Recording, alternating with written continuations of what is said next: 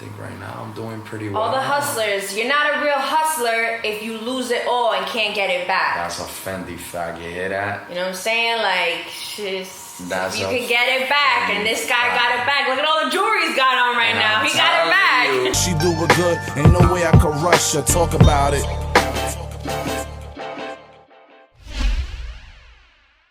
Talk about it with Gatica. Look who I got. We got the one and only DJ Swagg is in the building. Ladies and gentlemen, round of applause. Come on, baby, we outside. That's it. Welcome to Studio Square Recording. Thank you, baby. You know, we're here, Queens. We got a Queens native, you know what I'm saying? Yes, DJ Power. We had to, I had to bring him on the platform. Because what had happened was, I go out sometimes. I want to get a drink. I don't always want to be working, right? And I was at a really dope spot in Astoria, and I always listen to DJs when I go, but I like to be in the cut because I don't want to really say that I'm a DJ. I just want to chill and vibe out. And the music he was playing, like he was throwing it back that I literally went up to you. Do you remember? I remember. I was like, yo, fire mixes, bro, because I feel like people don't really do that to DJs. It'll either be like some groupie weird shit or, someone just genuinely being like, yo, you're dope with what you're doing. So I had to, commend you to it. I wanted to ask you about what has been like transitioning back into, society after getting locked up and getting back into this DJ world, because you're in it. Like, I see him, he got flyers every day up different spots, and like really good recap videos, and that's what it is being a DJ, showing that you're still outside and doing these things, packing out parties, and I just wanted to, talk about it. Okay, so I went ahead, I've been home now, you say about a year. Mm-hmm. Been home about a year. When I first came home, that was tough. It was hard. Number one, because, for the most part, you really get to see who's like your real people. And then all those people that really wasn't there for you, they all, but Swagg, we missed you, and we tried getting in contact with you, and we tried doing this and that, and it's like, shut the fuck up. Anyways, you knew where I was at. Stop playing. Exactly, you feel me? So you gotta just take a deep breath and just be like, all right, yeah, whatever. So differentiating party friends and real friends. Exactly. And then not only that, obviously when you come home, you come home to parole. So when you're first out, like they're really on your ass. They're making sure, they're going to your house, they're visiting you, making sure you're following, curfew, not doing anything stupid or anything like that. So I wasn't really on that kind of mindset. Like my thing is just trying to be DJ, continue where I left off. Because prior to me getting locked up, I was only DJing for like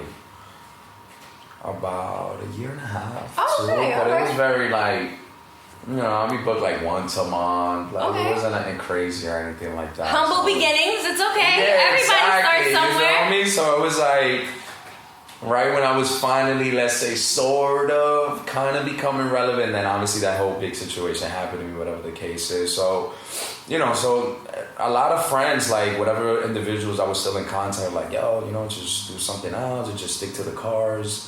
No, you're not gonna tell me my dreams. And I was just like, yo, niggas is fucking birds. But whatever, you know me, I'm a hustler at the end of the day. So I'm smart. And I remember coming home one night and like literally no cap. Like I literally started crying one night, and I'm just like, this ain't it. Like this is not what I'm meant to be, like going back to work or starting from scratch. And I pretty much started like just thinking like, yo, what exactly can I do? And as you guys know, years back, I used to sell the whole drinks, whatever the case is. So I had a big network where I knew a lot of people. And then one of the things was when I came home, I was able to back up my phone, and I got all my contact back. So I had like mad numbers. I had like over 3,000 numbers. So I'm like, yo, how can I utilize this right now? Mm-hmm. So I'm thinking, I'm seeing COVID. And then one night I'm seeing that niggas is throwing afties at like little secret locations. And I'm like, yo, hold on, you know what I'm gonna do? obviously I can't DJ because if I put my name on a flyer and I'm fresh on parole, I That's can not get in gonna a lot, look exactly. correct. I'm gonna get in a lot of trouble. So I'm like, yo, you know what? This is what I'm gonna do. I go ahead and I'm like, yo, I know mad people, I know mad girls, I know mad niggas. Like, I'm gonna use this to my benefit. And the first party was a total success. We ended up making like, at this time, think about it, like you don't have to pay out the bar, no nothing. Everything you keep yourself is bringing your own liquor and everything. Like we made like after expenses like $5,000-6,000 Nice. on one night. So I was like, yo, we definitely got something here. And we ended up doing that. We were doing afties. We did afties like pretty much like 3 times a week, and we was getting the bag. And then I was very smart, like in the sense that people were seeing me back in the scene, like, oh shit, Swagg, you're back home. It's been so long, you know. So everybody was like, oh shit. And then at that time, I had came home, I had cut my long hair, so I looked very different. I like rebrand myself and everything, gave myself a whole total different image. And like, I want to say like about 2 months later, parole was already like a little bit more chill because I was still doing my 9 to 5 as well. Mm-hmm. So they're like, you know what, this kid is smart. Like, I don't think we could kind of fall back. Once they kind of fell back, that's when I'm like, all right, let's get into this DJing. You see shit. my name on the flyer, And just then, know I'm outside. Yeah, so then I remember then I did like, maybe like the 6th, 7th party. I was like, yo, fuck that, yo, put me on the flyer, my nigga, I'm DJing, I don't give a fuck. And I put my name on that flyer. Wait, hold up. Did you have the muscle memory of mixing? Like, nah, I was trash. Yeah, yeah, I was like trash. Three years. And I wasn't practicing or anything like that. But I don't give a fuck. Like, I was just at that point. I was just like, fuck it, let's just do it. Like, I did alright. It wasn't like my best set ever, but once I it's really, funny because people don't like us as DJs. We listen, right? Like we're like we blending, pay attention. beat, Yes, remember, okay, like we pay we're like, attention. but people are fucking drunk. They don't give a shit about it. You can fuck up and then they'll be like, yo, that was amazing. It's like, yeah, and they're drunk up. anyway, so it's funny, but that's good. But DJs still practice. You still Exactly. Practice. I'm not saying don't practice. I'm just saying. So I remember that one day that I finally got behind the turntable. I was like, nah, this is me, bro. This is what I need to be doing, whatever the case is. I think right now I'm doing pretty well. All the hustlers, you're not a real hustler if you lose it all and can't get it back. That's a Fendi fag. You hear that? You know what I'm saying? Like, you can get it back, and this guy got it back. Look at all the jewelry he's got on right now. He got it back. And I'm telling you, it's the crazy part about it is that, we live in the kind of society that, even your own friends, they don't look out. They don't. That's the thing. I'm so ambitious to the point that it's like, oh, you doubting that all these little niggas the new niggas, they got it because I haven't been relevant? Say less. So that really gave me a whole lot of fire, whatever the case is. And I always wondered, so when people, because I think, the jail system is also a business, right? Absolutely. Do they give you support with mental health afterwards or no? They offer it. Do they? Okay. They offer it. And I'm not going to lie. I feel like, when you're in prison, like there's certain programs that they that you can actually like apply for, like even grants. I remember because once they see you're like an entrepreneur and stuff like that, or like you got that kind of mentality, like they automatically they'll approve you, like you need a grant or something like that. I was kind of stupid. I didn't take advantage of that because I think in a way I kind of got a little bit too complacent with like the kind of money I was making in the afties because I was making so much money. Luckily you've been home, you've been getting it, you've been booked and I've been busy. a good boy. That's no good. more drugs. I was gonna say though, because you was spitting you was telling a lot of your story on in your previous episode. Yes. So I was like, he's got to be like clean now because the way he's talking is very like. Yeah. Like for someone who... they watching. Yeah, They're watching this right now. So it's like, but nah, they know, even if the phones is tapping everything, like, I don't do none of that, man. Everybody knows if you follow me on Instagram, like, everything on my contact is straight clean, just straight DJing. And that's good, though. I think it's important for people in the industry to see that because that's a lot of people's stories, right? Like a lot of people don't just come up and become, you know, whether you're a DJ, producer, artist, like, you know, from either the streets or, you know, a low income family, and to be able to transition from selling drugs or, you know, whatever that may be. If you could sell drugs, you could sell something legal. Yeah, you know, it's a mentality of a hustler's mentality. If you're a hustler, you could be all type, you know, you could be any kind of like, you know, successful entrepreneur, you know. And the good thing I'm just happy about is that I didn't follow what people say and like, you know, like, oh, he's not gonna make it or he's gonna be this. And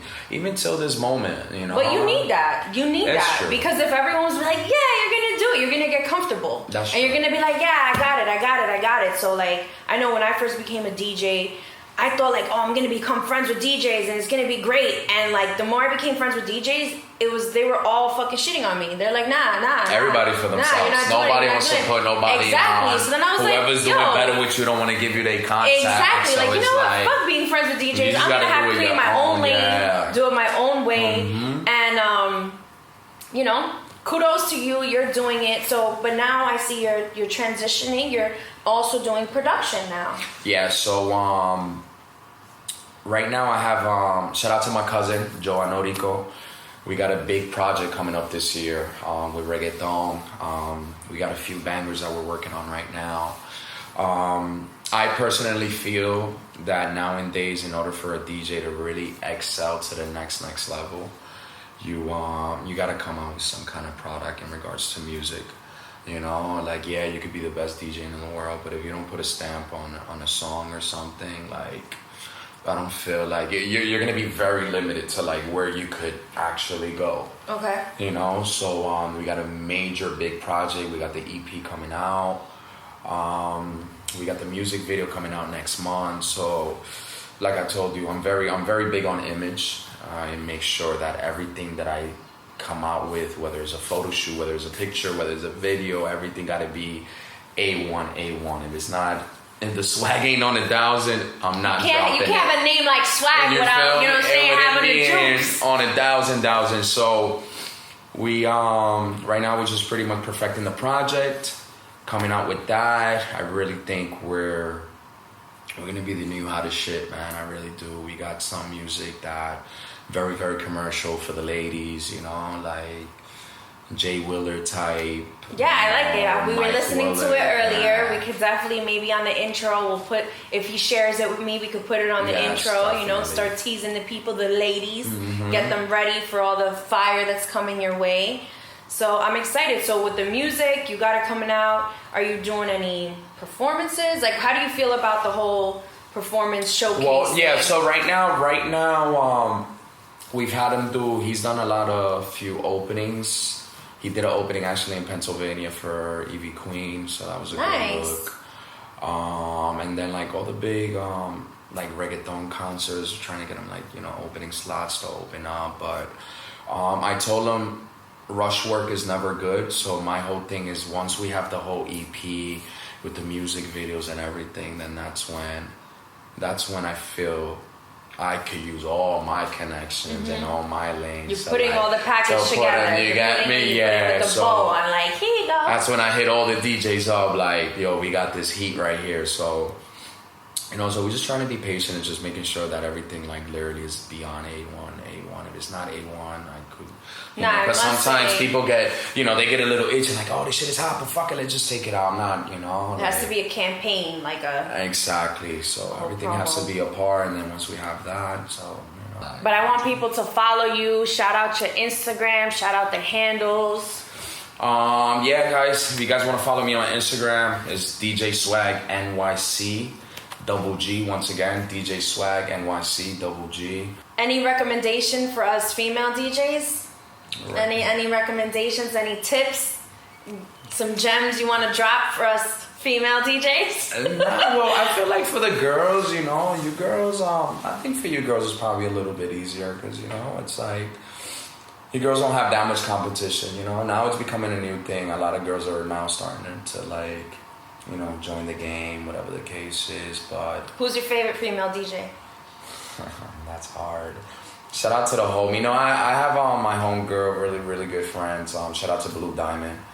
You know, she's been on the grind too. She's up there too. She's dope. I've met her before. She's super sweet. Yeah, she's you know, also crazy energy. You feel me? So she's really, you know, I would say she's probably her.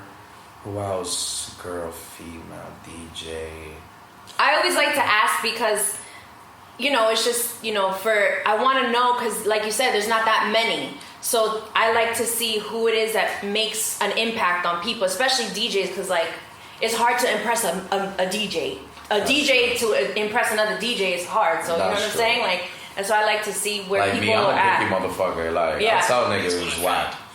If your fucking mic game ain't on point, Yep. if your fucking, you know, music ain't a vibe, like, fuck that. So, but no, female wise, Blue Diamond. Oh, this girl's pretty good too. Shout out DJ Sarcastic. She's good. fire too. I met her before. I've DJed with her before. She's sweet. Pretty girl, she's a good vibe, you know. So, yeah. But like I said, besides that, there's really nobody.